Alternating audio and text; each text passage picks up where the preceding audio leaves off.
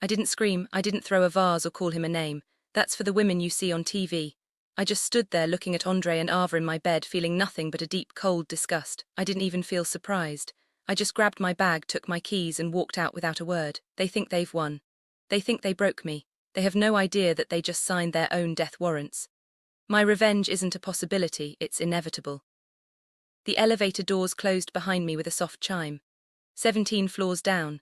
That's how long I had to decide who I wanted to be when I reached the ground. Rose Castellano, the devoted wife who baked sourdough on Sundays and pretended not to notice when her husband came home smelling like another woman's perfume. Or Rosalind Volkov, the name that makes grown men check over their shoulders in boardrooms across 3 continents. I pulled out my phone, 1 text, 2 words. I'm back. Within 60 seconds my screen lit up with responses. My second-in-command, Victor, replied first. Finally, we've been waiting. You see, I'd been playing house for 3 years. 3 years of charity galas and book clubs and smiling at Andre's colleagues while they made jokes about their wives. 3 years of watching Ava text me about her dating disasters while she was sleeping with my husband in hotel rooms I owned. The syndicate thought I'd gone soft. They were wrong. I was just very, very patient. And patience, in my world, is the difference between power and extinction. The car that picked me up wasn't the Mercedes Andre bought me for our anniversary. It was the armoured Maybach I kept in a private garage under a shell company he'd never heard of. My driver, Dimitri, didn't ask questions. He'd worked for my family since before I could walk. He simply handed me a tablet and said, "Everything you requested, ma'am." I scrolled through the files, bank statements, phone records, GPS data from the tracking device I'd had installed in Andre's watch 2 years ago, the Rolex he thought was a gift from his firm. Every hotel, every lie, every moment he thought he was clever. But here's what Andre didn't know. The venture capital firm that headhunted him 4 years ago, I owned it. His promotion last spring, I approved it. The mortgage on our penthouse that he was so proud to afford, the bank holding that note answers to me. I didn't marry Andre by accident. I married him because I needed a normal life to disappear into while I restructured the syndicate's operations in the Americas. He was handsome, ambitious, and completely unremarkable. Perfect cover. Ava was just collateral damage, a bonus really. The syndicate headquarters doesn't look like what you'd imagine. No dark alleys or warehouse districts. It's a glass tower in the financial district with my name on the deed. 43 floors of legitimate business and 1 sublevel that doesn't exist on any blueprint. That's where I was headed. Victor met me at the private elevator, 6'4", shoulders like a linebacker, and the kind of eyes that have seen things that would break most people. He took 1 look at me and smiled. "Welcome home, boss. Status report," I said, stepping into the steel-lined corridor. Andre Martinez. Current debt load, 730,000, leveraged against stock options in companies you control. His mistress, Ava Chen, has a trust fund she believes is untouchable. It's managed by a firm we acquired last quarter. Both of them are on camera in 14 different locations over the past 6 months. We have everything.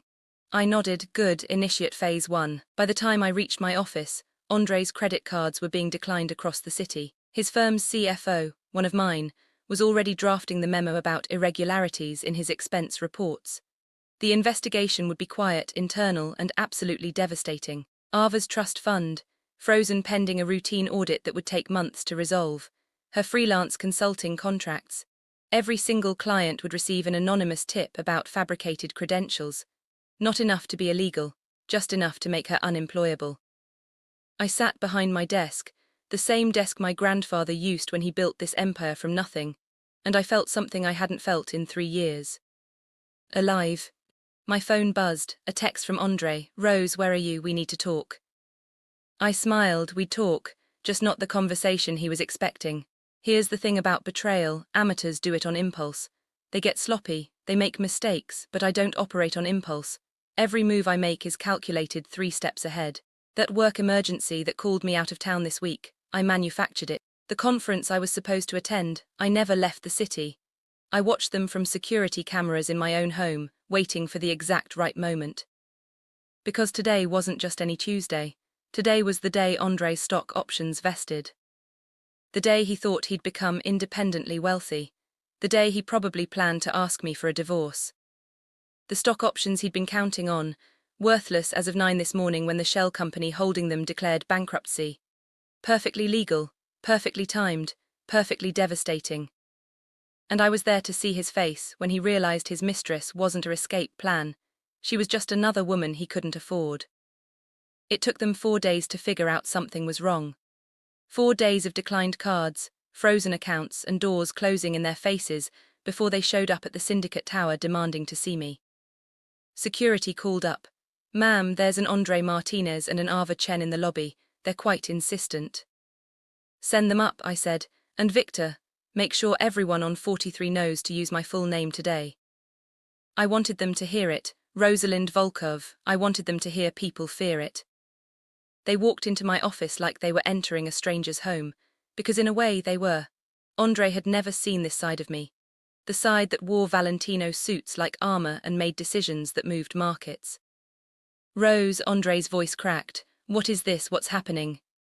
I gestured to the chairs across from my desk. "Sit."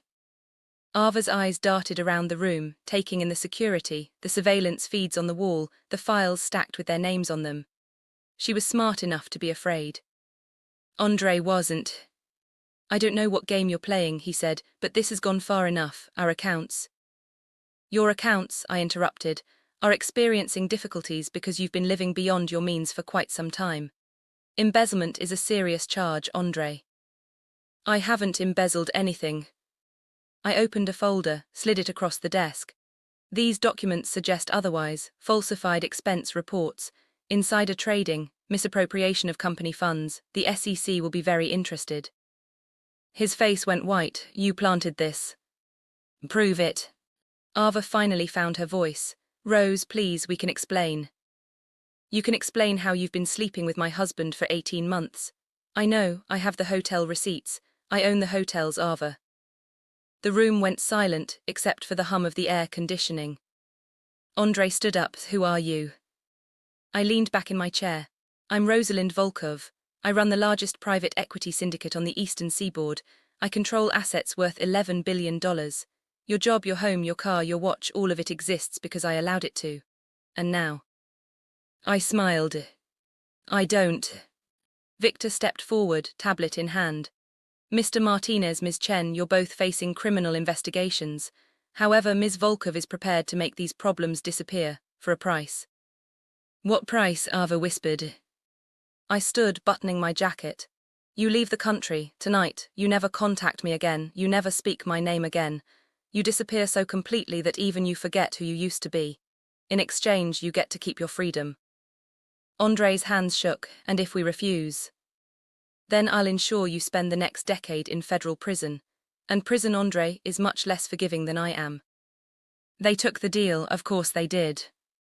I watched their plane take off from my penthouse that night, a glass of Bordeaux in my hand. The same penthouse they'd defiled.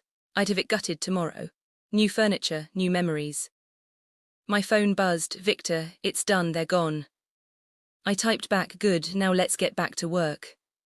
Because that's the thing about being a queen. Traitors come and go, empires are forever. And mine was just getting started.